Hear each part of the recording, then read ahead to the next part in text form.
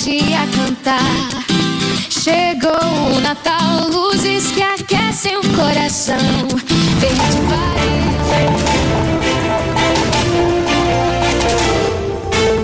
Comece o dia bem informado com a equipe de jornalismo da Verde Vale FM. No ar, Jornal Verde Vale. 6h34. Olá, muito bom dia para você. Manhã de segunda-feira, 26 de janeiro do ano de 2026. Estamos começando pela Verde Vale FM, uma emissora do Sistema Verde Vale de Comunicação. Mais uma edição do Jornal Verde Vale. Hoje, segunda-feira, segundo o site Clima Tempo, temos previsão do tempo para esse início de semana. Temperatura mínima 20 graus, máxima de 29 graus. A umidade relativa do ar variando entre 71% e 98%. A possibilidade de chuva para esta segunda-feira, início de semana, está na casa dos 88%, algo em torno de 5,5 milímetros. O Mineiros terá uma segunda-feira com certeza de ventos e também com pancadas de chuva à tarde e à noite. Isso segundo o site Clima Tempo. Vamos então aos principais destaques desta edição. Jornal Verde Vale. Pix terá novo mecanismo contra golpes a partir do mês de fevereiro. Wilder Moraes descarta aliança e reafirma candidatura própria ao governo de Goiás. Mega Sena acumula e prêmio principal vai a 92 milhões de reais. Congresso que vai debater o autismo em Goiânia reabre inscrições. Evento ocorre nos dias 18 e 19 de abril. Motorista foge da PRF e abandona veículo com 320 quilos de maconha em Morrinhos. Orçamento federal para fiscalização ambiental e prevenção de queimadas cai 17% em 2026. Polícia apreende carga de cocaína avaliada em R$1.300.000 que seguia para Goiânia. Renda das famílias cresce e 83% dos goianos são considerados classes A, B e C, é o que aponta a pesquisa. Os detalhes destas e outras notícias você vai conferir a partir de agora, aqui no Jornal Verde Vale. A notícia em primeira mão. Jornal Verde Vale. Jornal Verde Vale. Verde Vale. Notícias do Brasil. 6h37. Uma ótima manhã de segunda-feira para você, uma excelente semana. Seja bem-vindo, seja bem-vinda a mais uma edição do Jornal Verde Vale. Olha, a partir do mês de fevereiro entra em vigor uma nova versão do mecanismo especial de devolução, ferramenta criada para rastrear e devolver valores em casos de golpes e fraudes envolvendo o Pix. A atualização passará a ser obrigatória para bancos e demais instituições financeiras a partir do dia 2 de fevereiro, conforme determinação do Banco Central. Com a mudança, o MED ganha um reforço importante no combate a crimes financeiros. O sistema passa a acompanhar o caminho do dinheiro, identificando não apenas a conta que recebeu inicialmente o valor fraudado, mas também as demais contas para as quais os recursos possam ter sido transferidos em seguida. A funcionalidade já estava disponível de forma facultativa desde o dia 23 de novembro do ano passado.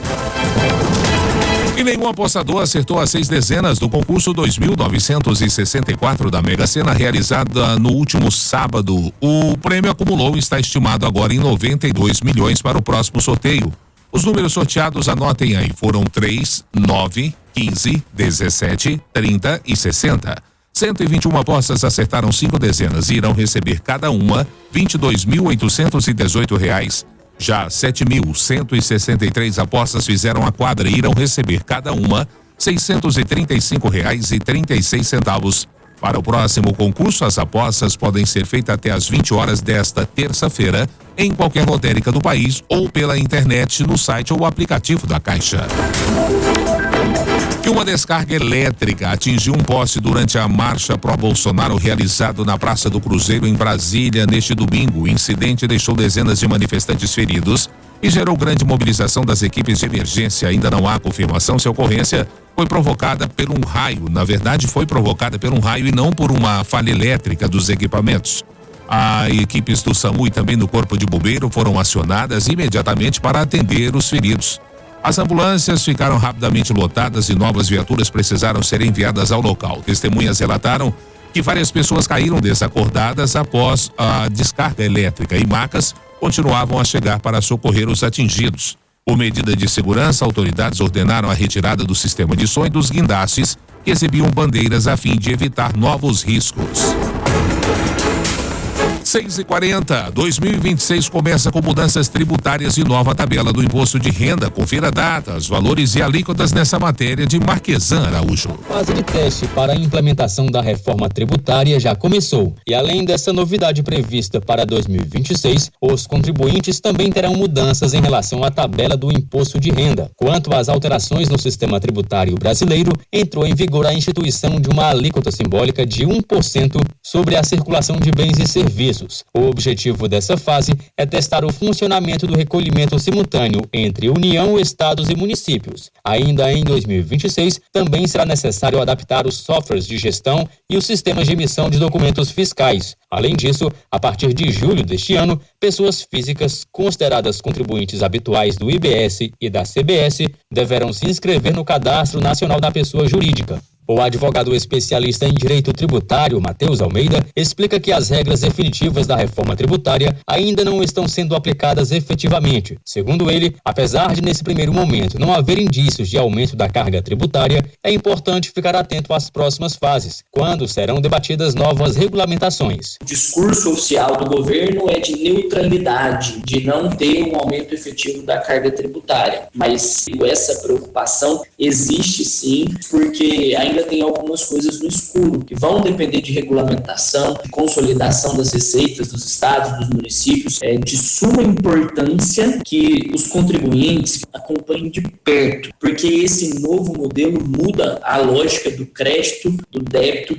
dos impostos, da compensação desses tributos. Além das alterações relacionadas à reforma tributária, também entram em vigor as mudanças na tabela do imposto de renda. As novas regras isentam integralmente quem recebe até R$5.000 mensais e prevê redução gradual do imposto para rendas de até R$7.350. Para compensar a perda de arrecadação, o governo aumentará a tributação sobre o que considera altas rendas, a partir de R$600.000 anuais. O advogado tributarista Marco Antônio Ruzeni avalia que essa medida gera preocupação quanto aos impactos na arrecadação pública e ao risco de desequilíbrio fiscal no curto prazo. Porém, diante do proposto escalonamento da cobrança dos novos tributos, com início apenas em 2026 para os dividendos, parte dessa receita compensatória será adiada, o que pode gerar um desequilíbrio temporário. Portanto, a compensação tende a ser suficiente no médio prazo, mas no curto prazo pode ocorrer um pequeno desequilíbrio de arrecadação. A partir de 2027, a proposta é conceder isenção do imposto de renda à pessoa física anual com base no ano calendário de 2026 para contribuintes com rendimentos tributáveis de até R$60.000. Reportagem Marquesan Araújo.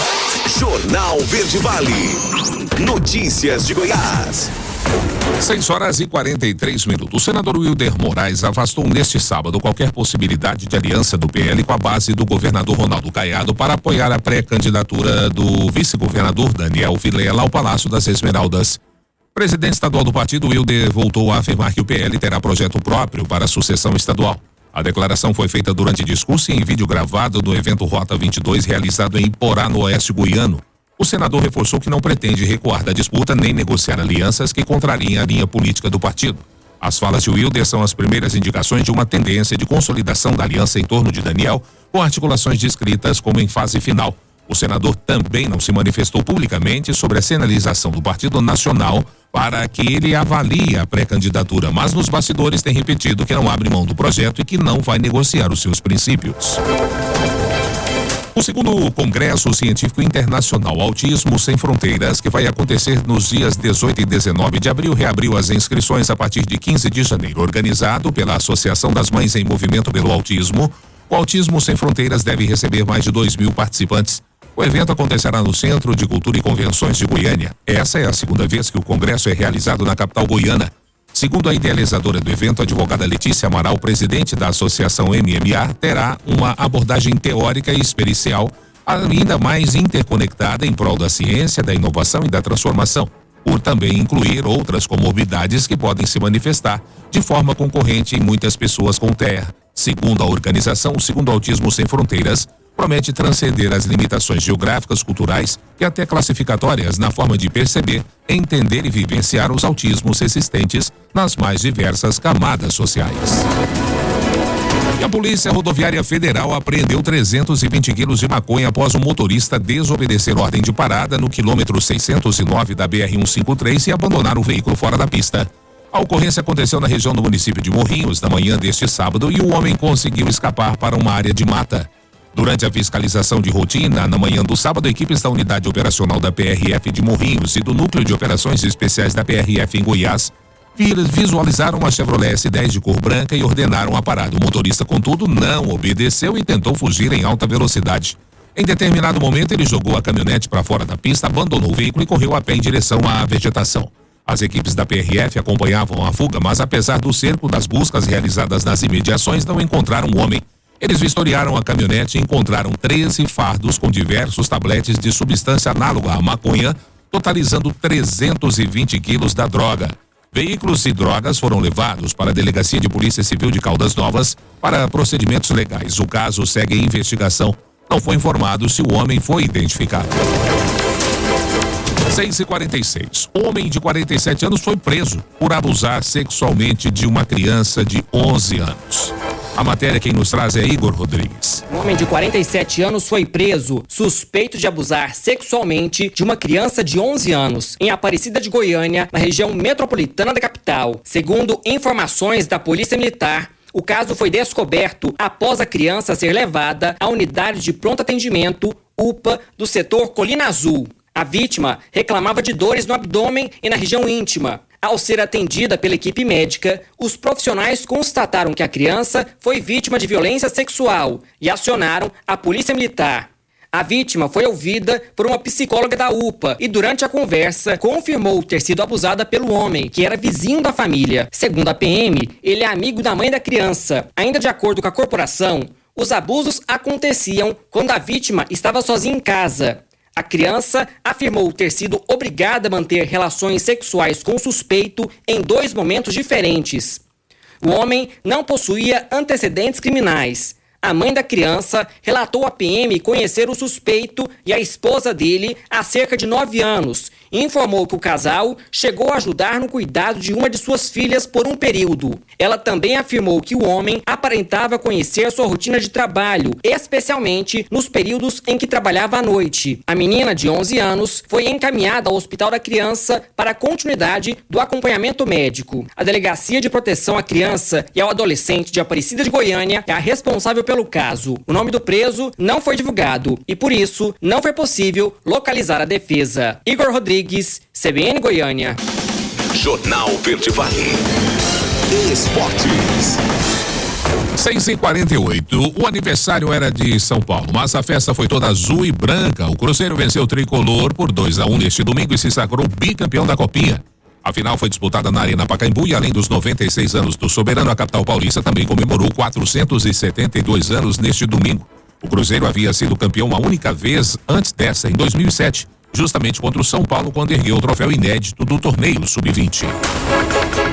E no clássico Choque Rei disputado no sábado na Arena Barueri, o São Paulo o Palmeiras venceu o São Paulo, só que aí a equipe principal por 3-1 em jogo válido pela 5ª rodada do Paulistão.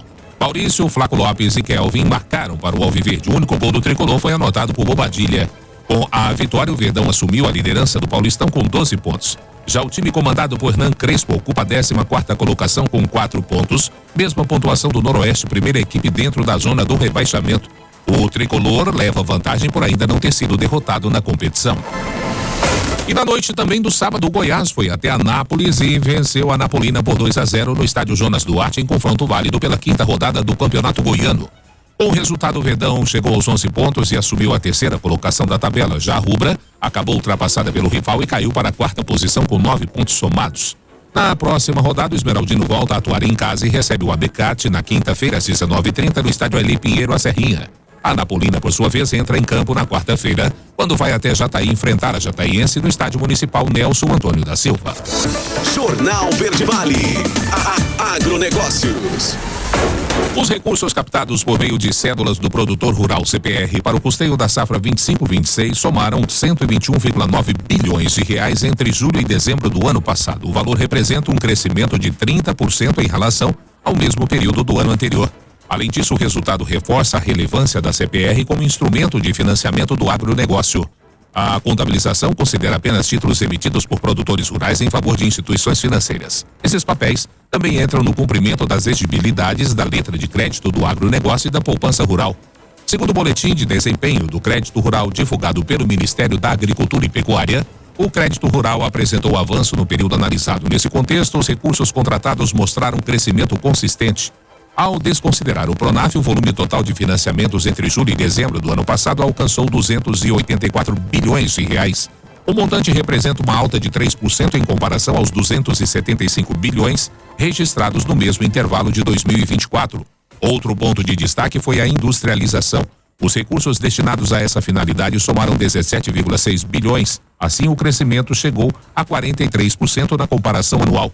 E, por fim, a participação das CPRs no total do crédito rural concedido aumentou também de forma expressiva. O índice passou de 34% para 45%, consolidando o papel desse instrumento no financiamento da produção agropecuária.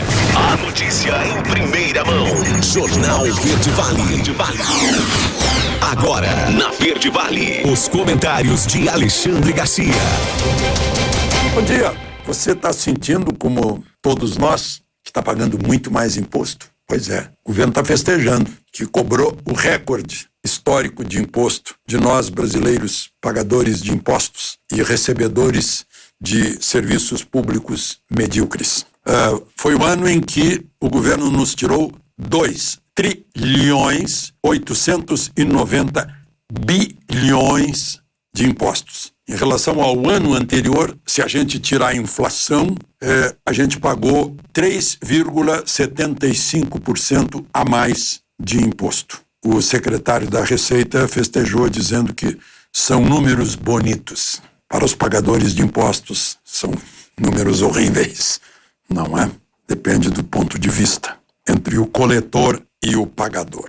Falar em pagar, Cuba já está sentindo, porque quando o Trump tirou Maduro, Trump é um calculista, né? Você vê que ele tirou Barroso aqui, que foi o presidente do Supremo, que botou na cabeça do Supremo que tinha que ser um tribunal político e não constitucional. Ele mirou no Moraes, assustou o Barroso ao ponto de o Barroso cair fora, né?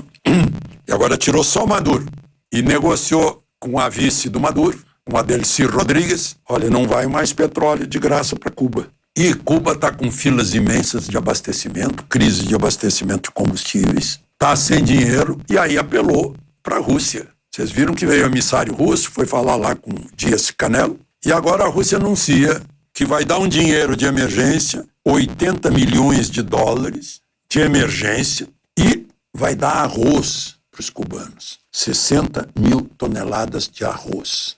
Vai dar comida para os cubanos. Só para você ter ideia de que um país que já foi rico, já foi a maior renda per capita da América Latina, já teve opulência, abundância, está com problema de comida. Por quê?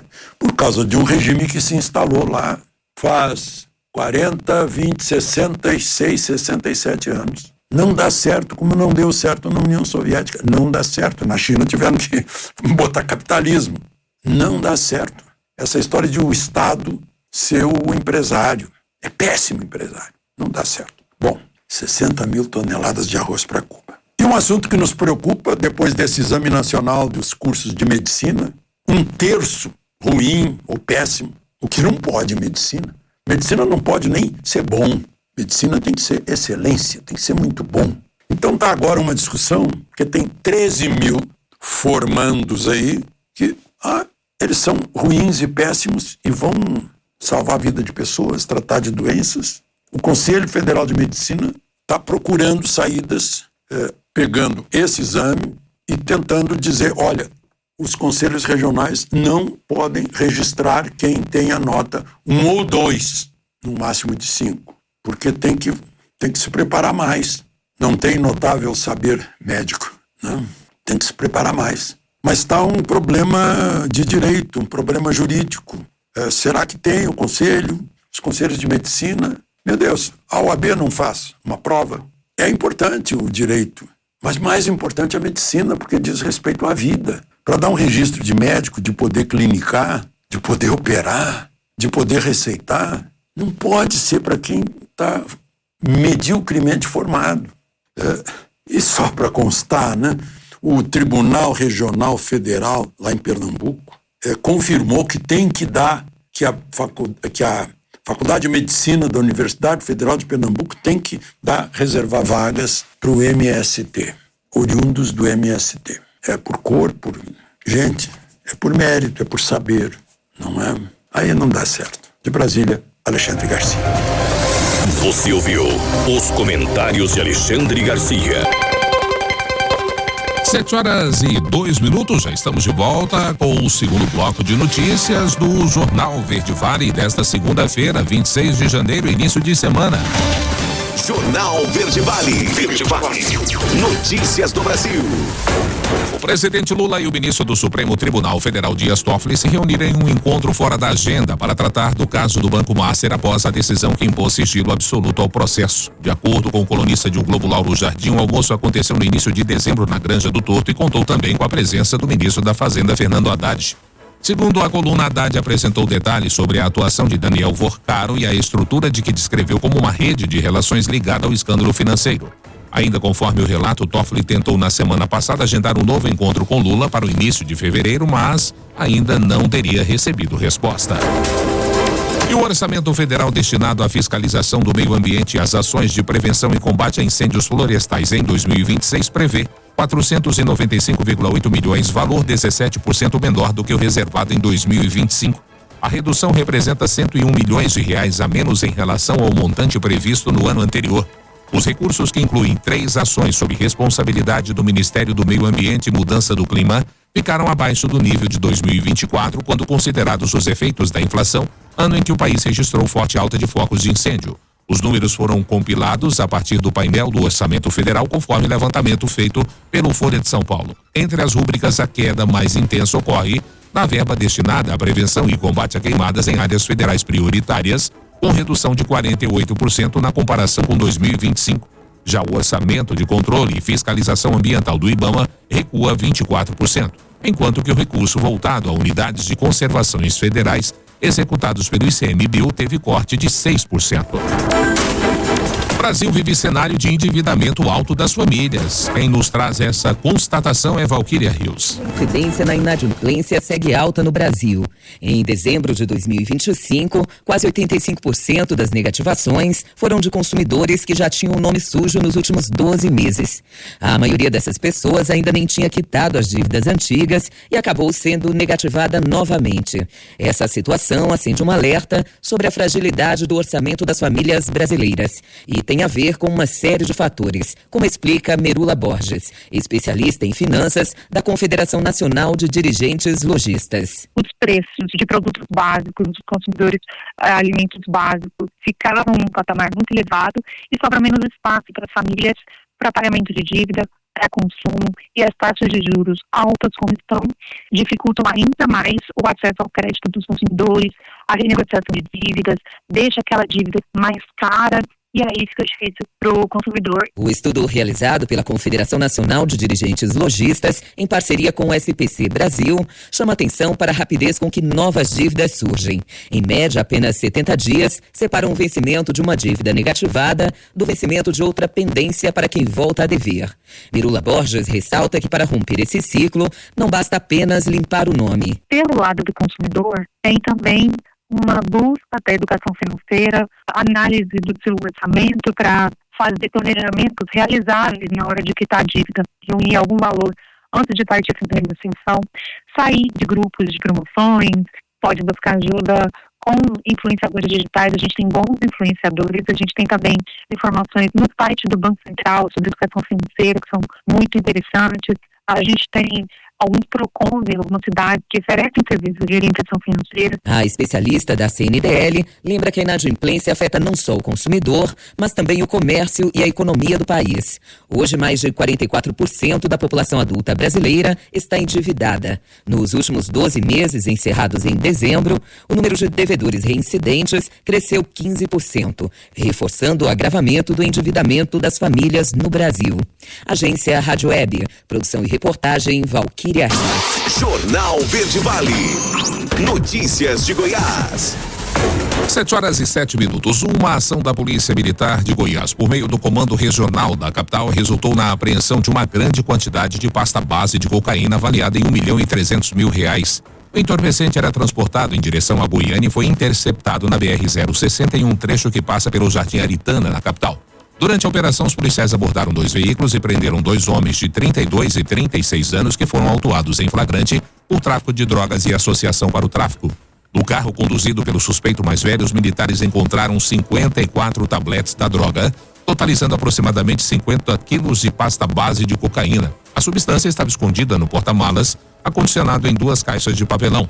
Ao ser questionado, o motorista confessou que havia aceitado a proposta para fazer o transporte do entorpecente.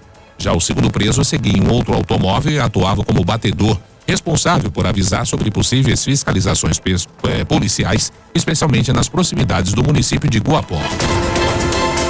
Uma mulher de 36 anos morreu na noite da última quinta-feira após afogar em uma piscina de um hotel em Rio Quente, na região sul de Goiás. Isabelle de Jesus Monteiro, que era diretora financeira de uma empresa de telecomunicações, chegou a receber atendimento médico e foi levada ao hospital municipal da cidade, mas não resistiu. O afogamento aconteceu por volta das 20h40. Isabelle estava na piscina acompanhada do marido e de outras pessoas quando, durante uma brincadeira de mergulho, permaneceu imóvel no fundo da água. Ao perceberem que algo estava errado, familiares e testemunhas retiraram a vítima da piscina e iniciaram os primeiros socorros com o apoio de um salva-vidas do local. Em seguida, a equipe de emergência do próprio hotel fez o transporte até ao Hospital Municipal de Rio Quente. Na unidade de saúde, Isabelle recebeu atendimento médico e o serviço de atendimento móvel de urgência, o SAMU, foi acionado para realizar a transferência para um hospital em Caldas Novas. No entanto, enquanto os médicos realizavam os preparativos para o deslocamento, a morte foi confirmada ainda no hospital municipal. Microempreendedores têm até o dia 30 de janeiro para renegociar dívidas com a União. Quem faz o alerta é Ana Cleuma. Microempreendedores individuais, microempresas e empresas de pequeno porte têm até o dia 30 de janeiro para renegociar dívidas com a União. Os débitos são referentes à taxa mensal obrigatória do MEI. Quando o pagamento não é feito, a dívida é enviada à Receita Federal e, com o tempo, passa a ser cobrada pela União. A regularização oferece descontos de até 100% em juros e multas, além de prazos maiores para o parcelamento. As condições variam conforme o valor do débito e também a capacidade de pagamento de cada empresa. O presidente do Conselho Regional de Contabilidade de Goiás, Marcelo Cordeiro, explica que a renegociação também vale para dívidas de pequeno valor. E tem débitos também de pequeno valor.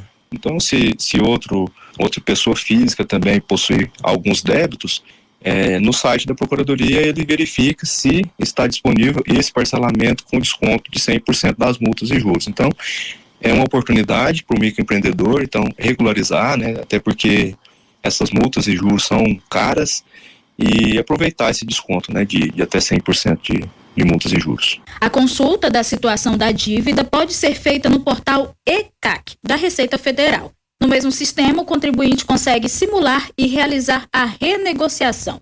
Marcelo Cordeiro alerta que o trabalhador que perde o direito de ser MEI por falta de pagamento tem a atividade prejudicada, não pode emitir nota fiscal e enfrenta restrições de crédito. Ele explica ainda as consequências para quem não renegociar. A gente sabe que muitos microempreendedores abrem ali, tiram o seu CNPJ e às vezes até esquece de fazer esse pagamento mensal. Por esquecer de fazer esse pagamento mensal, ainda tem o problema da exclusão do MEI, que esse problema ainda pode ser resolvido até agora, dia 30 também, né? Então, se ele tem algum débito, ele pode entrar, fazer o parcelamento e depois pedir para voltar para o microempreendedor individual. Além disso, a falta de pagamento compromete direitos previdenciários, como aposentadoria, auxílio-doença e salário maternidade. Ana Cleuma Santos, CBN Goiânia. Jornal Verde Vale. Esportes.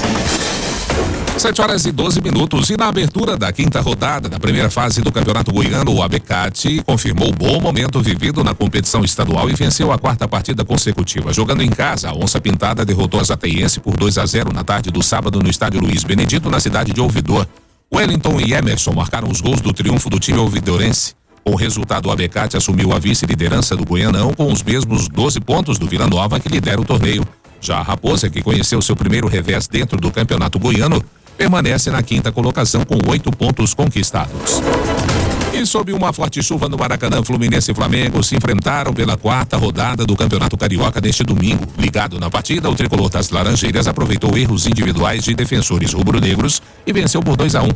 Serna e John Kennedy marcaram para o Fluminense, enquanto que Cebolinha fez para o Esquadrão Vermelho e Preto. Com esse resultado, o Fluminense segue na liderança do Grupo A com 9 pontos conquistados. O Flamengo continua na zona perigosa do Campeonato Carioca, na quinta posição do Grupo B com 4 pontos. O rubro-negro está fora da zona, na zona do rebaixamento do estadual. O Atlético Mineiro, já falando em Minas Gerais, venceu o Cruzeiro por 2-1 de virada em jogo realizado neste domingo na Arena MRV pela quinta rodada do Campeonato Mineiro. A Raposa marcou seu gol com Caio Jorge no primeiro tempo. Já na segunda etapa, Bernard e Hulk estufaram as redes e garantiram os 3 pontos para os donos da casa.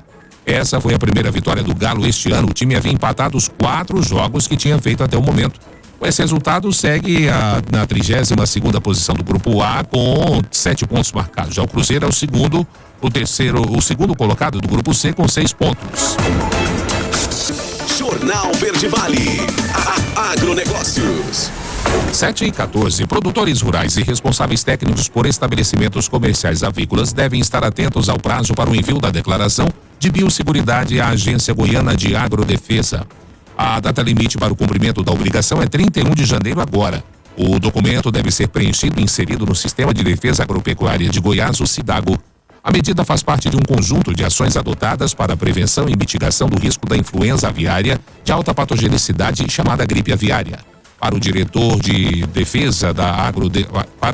da Defesa Agropecuária, Rafael Vieira, a cooperação entre o setor produtivo e o serviço oficial é fundamental para preservar o status sanitário de Goiás no momento em que a doença avança na Europa, com 42 surtos confirmados em 14 dias, e que o estado do Mato Grosso também trabalha na contenção de um foco detectado em aves de subsistência.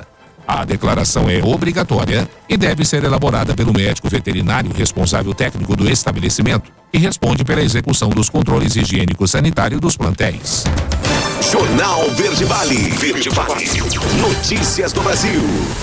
A Polícia Federal vai ouvir a partir desta segunda-feira 8 investigados no inquérito que apura supostas irregularidades na proposta de compra do Banco Master pelo Banco de Brasília, o BRB. Os depoimentos serão tomados na sede do Supremo Tribunal Federal em sessões presenciais e por videoconferência. Nesta segunda serão ouvidos 4 investigados: Dário Osvaldo Garcia Júnior, diretor de Finanças e Controladoria do BRB, André Felipe de Oliveira Seixas Maia, diretor de uma empresa investigada, Henrique Souza e Silva Pareto, empresário, Alberto Félix de Oliveira, superintendente executivo de tesouraria do Banco Master. O cronograma dos depoimentos teve o aval do relator do caso, o ministro Dias Toffoli. No dia 16, o inquérito foi prorrogado por mais 60 dias. Plataforma digital da reforma tributária entrou em fase de testes e deve simplificar o sistema. Quem traz a notícia é Igor Rodrigues. A plataforma digital da reforma tributária entrou em fase de testes e deve simplificar o sistema, segundo o Ministério da Fazenda. A ferramenta marca o início da fase de implementação da nova arquitetura tecnológica, que dará sustentação à contribuição sobre bens e serviços. Segundo o assessor da Secretaria Executiva do Ministério da Fazenda, João Pedro Nobre, a plataforma reúne funcionalidades como calculadora do imposto, declaração pré-preenchida e apuração assistida.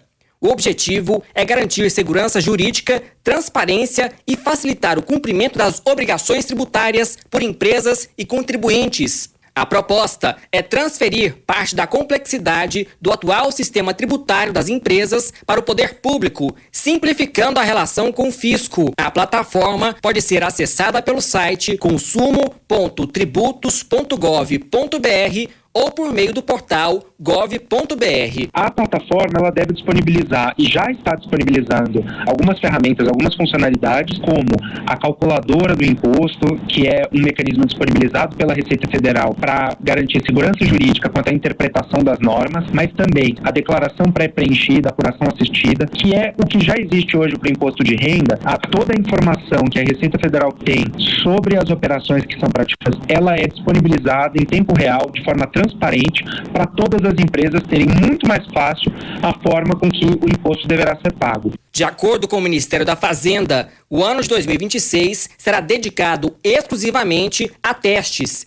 Nesse período, não haverá penalidades em caso de erros cometidos por empresários, contadores ou advogados. O sistema indicará eventuais inconsistências. João Pedro Nobre alertou ainda para a disseminação de informações falsas sobre a reforma. Segundo ele, não haverá qualquer alteração para microempreendedores individuais, os MEIs. Segundo ele, não haverá qualquer alteração para microempreendedores individuais, os MEIs, como motoristas de aplicativo, taxistas e autônomos. Outro ponto destacado foi a criação do Comitê Gestor do Imposto sobre Bens e Serviços, responsável por coordenar a arrecadação e a distribuição do imposto entre estados, Distrito Federal e municípios. O comitê terá papel central na uniformização das regras e na devolução mais rápida de créditos aos contribuintes, além de encerrar a chamada guerra fiscal. Com a nova lógica da tributação no destino, o imposto será recolhido no local de consumo do bem ou serviço, cabendo ao comitê a distribuição da receita entre os entes federativos. A reforma tributária também prevê um mecanismo de justiça social, o cashback. Pessoas inscritas no cadastro único poderão receber de volta parte do imposto pago. O processo funcionará por meio da inclusão do CPF na nota fiscal, com devolução via Pix ao final do mês. Igor Rodrigues, CBN Goiânia. 7h20, último intervalo do Jornal Verde Vale. No próximo bloco, destaque para as nossas notícias locais e, claro, a sua participação no nosso quadro A Voz do Cidadão. 996236881. 996236881, liberando para você o nosso canal no WhatsApp, para você participar conosco aqui do nosso quadro A Voz do Cidadão. E, claro, também as notícias aí do meio policial, do Corpo de Bombeiros neste final de semana. Não saia daí. Jornal Verde Vale.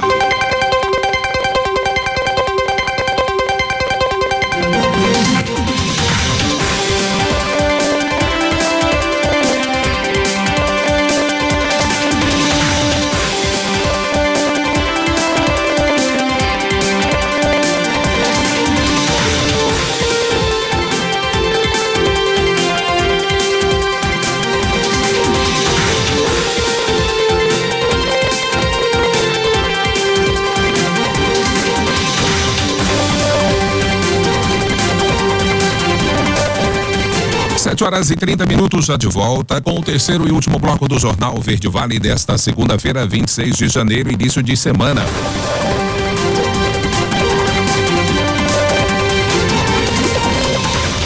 Jornal Verde Vale. Verde Vale. Notícias do Brasil. As eleições de 2026 serão as primeiras do Brasil marcadas pelo uso intensivo da inteligência artificial entre as campanhas políticas, colocando à prova a capacidade do Tribunal Superior Eleitoral de fiscalizar e conter a desinformação em tempo real. A avaliação é de especialistas ouvidos, segundo os quais o avanço e a popularização da inteligência artificial impõem um novo patamar de desafios ao tribunal, exigindo a atualização constante das regras eleitorais, mecanismos mais ágeis de fiscalização e sanções mais duras para coibir abusos.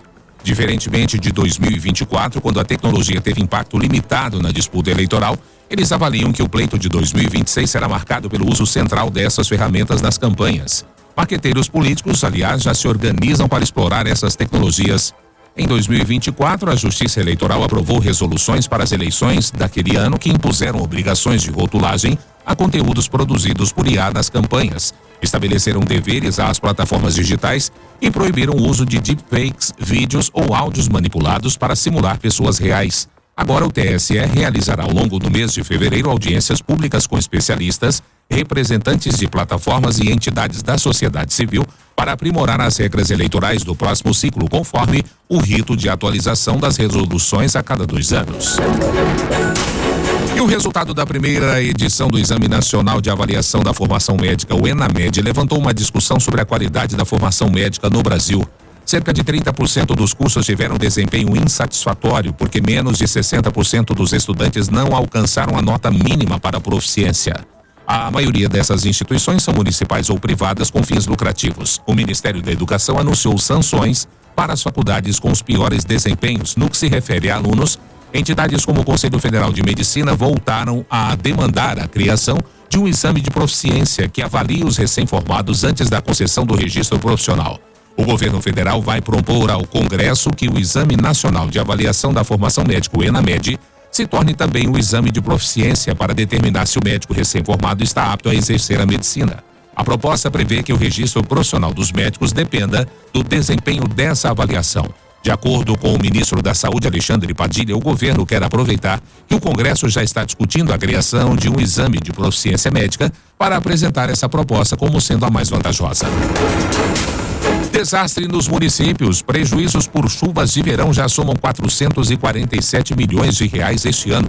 Quem traz detalhes e levantamento desses prejuízos é Bianca Mingotti. Prejuízos aos cofres públicos em função das chuvas intensas do verão de 2026 já somam 447,1 milhões de reais em apenas 30 dias. Um levantamento da Confederação Nacional de Municípios, CNM, aponta que 188 cidades brasileiras decretaram situação de emergência devido a tempestades e inundações. As chuvas intensas típicas da estação começaram em 21 de dezembro de 2025 e atingiram mais de 451.100 pessoas. Desse total, 2.700 ficaram desalojadas ou desabrigadas. No entanto, não houve registros de mortes até então, segundo a CNM. Para a Confederação, os municípios devem se precaver para esses fenômenos, considerando que o agravamento das mudanças do clima tem acentuado a ocorrência de tempestades, inundações, enchentes, alagamentos e movimentos de massa. Os danos ambientais se concentram em municípios da região sudeste, com as principais ocorrências registradas em São Paulo,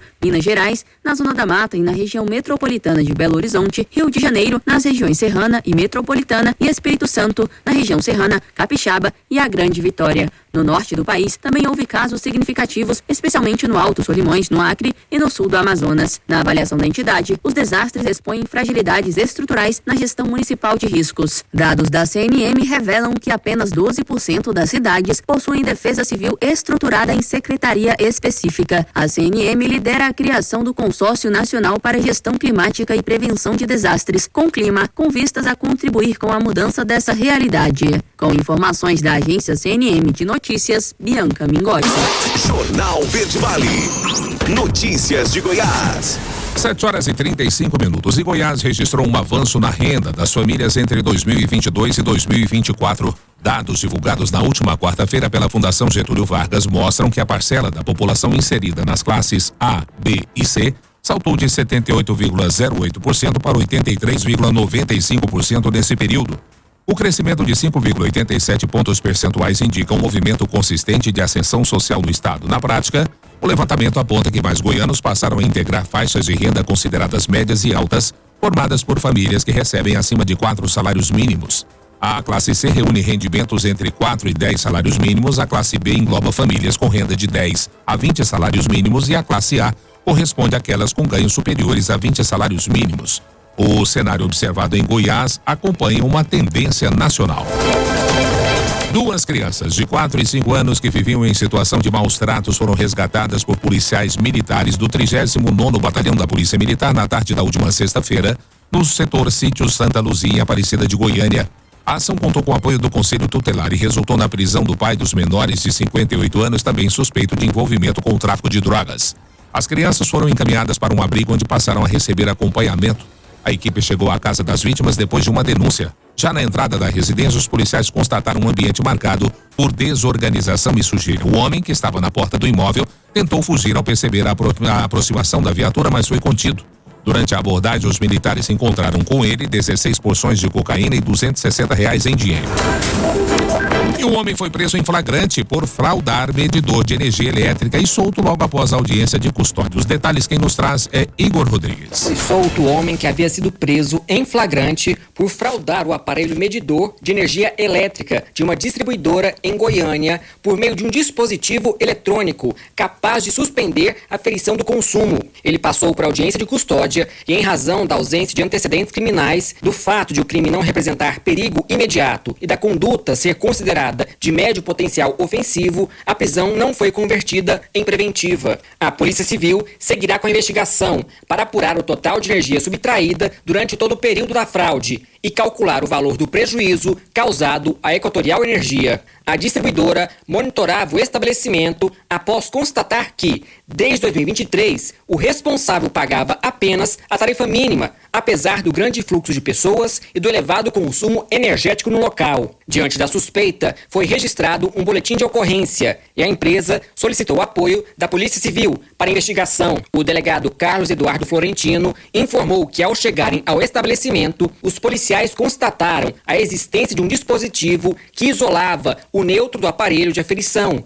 comprometendo o correto funcionamento do medidor. Ao chegar no local, já foi possível de imediato, tanto por parte da Polícia Civil quanto por parte da Polícia Técnica e Científica, identificar que havia um dispositivo no fio neutro do aparelho de aferição que impossibilitava ele de funcionar corretamente, o que por si só com esse dispositivo no aparelho de aferição já caracterizaria uma conduta criminosa prevista no Código Penal no ordenamento jurídico brasileiro. A grande quantidade de equipamentos chamou a atenção das equipes. A Polícia Técnico-Científica, em conjunto com técnicos da Equatorial, encontrou ainda outro dispositivo eletrônico que emitia sinal por telecomando, permitindo o acionamento do medidor sempre que havia fiscalização. E por tal razão, a polícia passou a fazer novas vistorias, novas procuras dentro do estabelecimento e achou no aparelho disjuntor um dispositivo, telecomando de tecnologia via wireless ou Bluetooth, que servia para poder desligar o aparelho, desligar o relógio, desligar o consumo de energia ou ligar o aparelho relógio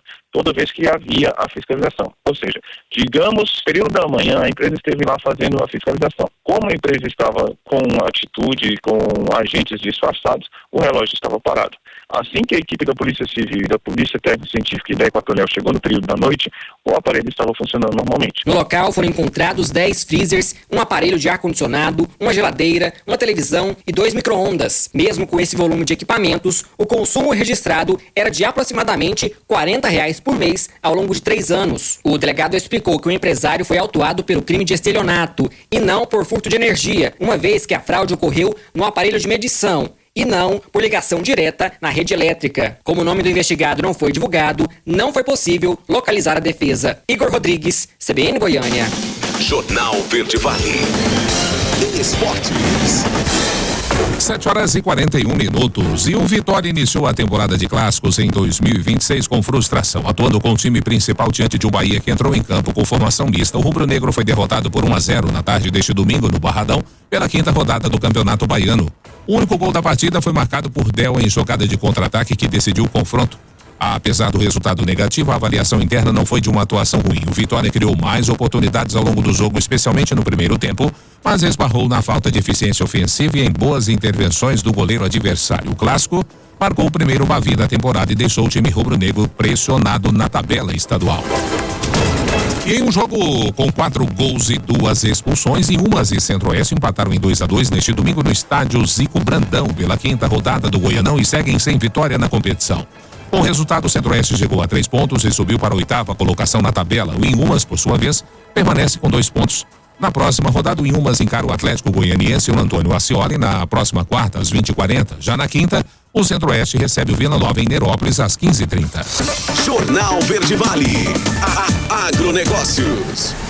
A Agência Nacional de Defesa Agropecuária apreendeu na última sexta-feira 1.409 embalagens irregulares de agrotóxicos no município de Catalão. A ação aconteceu após a Companhia de Policiamento Especializado da Polícia Militar, o CPE, abordar um caminhão que transportava os produtos pela BR-050 sem documentação fiscal e sanitária adequada. Os policiais acionaram a Unidade Regional do Rio Corumbá da Agrodefesa para a inspeção da carga. O conteúdo das embalagens, apresentado como agrotóxico, somou 2.885 litros, No local, a equipe formada por agentes e fiscais da Agrodefesa realizou a inspeção dos produtos e constatou diversas irregularidades. O caminhão transportava 369 embalagens de 5 litros e 1.040 embalagens de 1 litro, todas cheias, porém com sinais evidentes de uso anterior, como desgaste e sujeira. Também foi observada grande diversidade de modelos de embalagens, com diferenças significativas quanto ao formato, tampas, lacres, características gerais e padrões visuais. Os rótulos apresentavam divergências relevantes quanto à classificação toxicológica, apesar de indicarem se tratar do mesmo produto e do mesmo fabricante. Foi constatado ainda que todas as embalagens possuíam etiquetas adesivas coladas manualmente com data de fabricação, número de lote e prazo de validade.